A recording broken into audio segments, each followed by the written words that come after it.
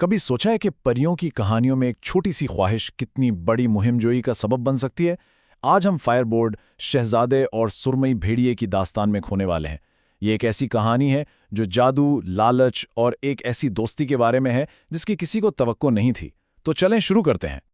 और यही सवाल इस पूरी कहानी की बुनियाद है। एक जादुई पंख की असल कीमत आखिर है क्या?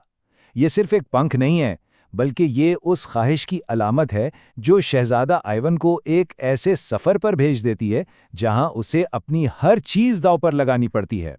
तो हमारी कहानी का पहला बाब शुरू होता है एक चोर से। सुनहरे सेबों का चोर। शाही बाग में एक ऐसा मोहम्मा सामने आता है जो एक नौजवान शहजादे को एक बहुत बड़ी मुहिम पर रवाना कर देता है। हर अजीम कहानी की तरह इसकी शुरुआत भी एक मसले से होती है। ज़ार बेरिंदे के बाग से सुनहरी सेब चोरी हो रहे हैं, और ये कोई आम सेब नहीं, ये सल्तनत की खुशहाली की निशानी है। जब ज़ार के दो बड़े बेटे पहरा देने की कोशिश करते हैं तो वो सो जाते हैं, यानी मुकम्मल तौर पर नाकाम। ये सिर्फ एक चोरी नहीं रहती, बल्कि शाही खानदान की इज्जत पर एक सवाल बन जाती है। लेकिन जहां बड़े बेटे नाकाम हो जाते हैं, वहां आता है सबसे छोटा शहजादा आइवॉन। वो ना सिर्फ पूरी रात जागता रहता है, बल्कि चोर को देख भी लेता है, जो कोई और नहीं बल्कि एक शानदार फायरबर्ड है। अगरचे वो परिंदे को पकड़ तो नहीं पाता, लेकिन उसकी दुम का एक चमकता हुआ पंख उसके हाथ आ जाता है। यही पंख उसकी कामयाबी का सबूत और उसकी मुहिम का आगाज बनता है। और जब ज़ार अपने बेटे की कामयाबी का ये सबूत देखता है ना, तो वो उस खूबसूरत पंख से इतना मुतासिर होता है कि फ़ौरन अपने तीनों बेटों को एक शाही हुक्म देता है।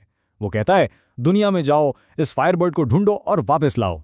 और बस हीरो का सफ़र बाकायदा तौर पर शुरू हो जाता है। तो अब सफर का अगला मरहला शुरू होता है, भेड़िया और चौराहा। यहां आइवन अपने भाइयों से अलग होकर एक ऐसे मकाम पर पहुंचता है जहां उसे एक ऐसा इंतखाब करना है जो उसकी पूरी जिंदगी बदल देगा। आइवन एक ऐसे चौराहे पर आ खड़ा होता है जहां उसे अपनी जिंदगी का सबसे मुश्किल फैसला करना है। एक सुतून पर लिखा है, अगर दाएं तरफ जाओगे तो खुद तो बच जाओगे, लेकिन तुम्हारा घोड़ा मारा जाएगा, और अगर बाएं तरफ जाओगे तो घोड़ा तो बच जाएगा, लेकिन तुम मारे जाओगे। ये कोई आम रास्ता नहीं, बल्कि उसके किरदार का एक बड़ा इम्तिहान है। और एवन फैसला कर लेता है। वो अपनी जान बचाने वाला रास्ता चुनता है, और उसकी कीमत उसे फौरन चुकानी पड़ती है। जंगल से एक बहुत बड़ा सुरमई भेड़िया निकलता है और उसके घोड़े को चीर फाड़ देता है। इस एक लम्हे में एवन बिल्कुल अकेला और बेयारो मददगार रह जाता है। लेकिन फिर कहानी में एक ऐसा मोड़ आता है जिसकी किसी को तवक्को नहीं थी। वही भेड़िया आइवन से कहता है, मैंने तुम्हारा घोड़ा खाया है, तो अब मैं तुम्हारी वफादारी से खिदमत करूंगा।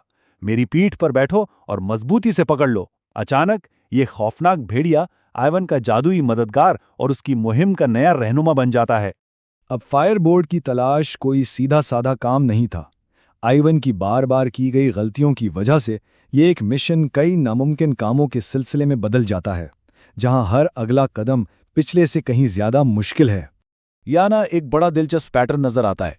आइवन की एक गलती उसे दूसरी और ज्यादा बड़ी मुसीबत में डाल देती है। पहले फायरबोर्ड को हासिल करना था, उसमें नाकामी हुई तो सुनहरी अयाल वाले घोड़े को चुराने का काम मिल गया। जब उसमें भी नाकाम हुआ तो अब खूबसूरत हेलेन को अगवा करने की जिम्मेदारी आ पड़ी। उसकी हर गलती उसे मजीद गहराई में धकेल रही थी। पता है सबसे बड़ी परेशानी क्या थी? आइवन भेड़िए की बिल्कुल सीधी सादी हिदायत पर अमल ही नहीं कर पाया। भेड़िए ने उसे साफ साफ कहा था, फायरबोर्ड को ले लेना, लेकिन उसके सुनहरी पिंजरे को हाथ मत लगाना।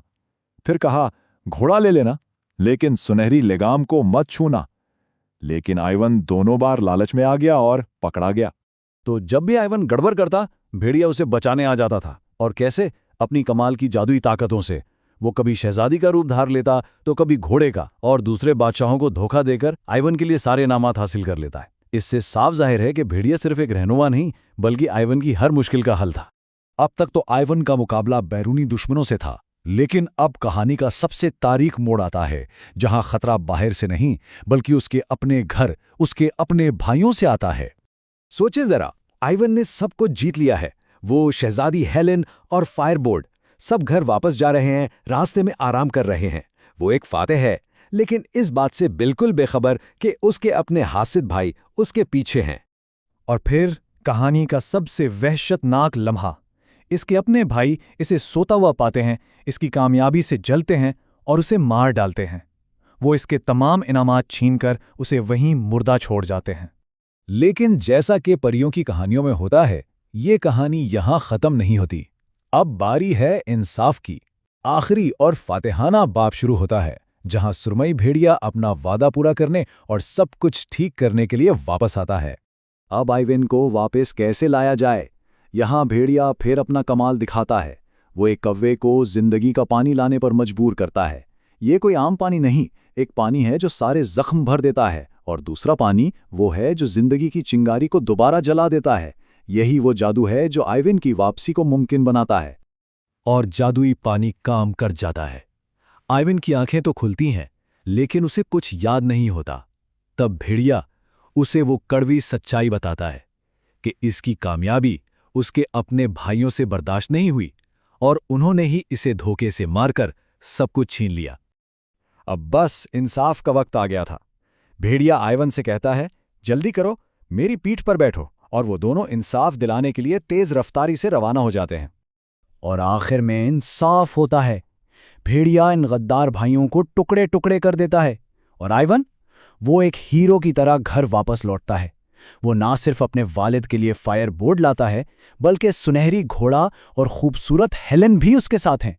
पूरी सल्तनत में जश्न का समा है और आइवन की इज्जत बहाल हो जाती है। और ये कहानी हमें एक बहुत गहरे सवाल के साथ छोड़ जाती है। ये सुरमई भेड़िया आखिर था कौन? क्या वो सिर्फ एक मददगार था, एक रहनुमा, या फिर वो खुद किस्मत की एक शक्ल था जो ये यकीनी बना रहा था कि आइवन अपना मुकद्दर हर हाल में पूरा करे?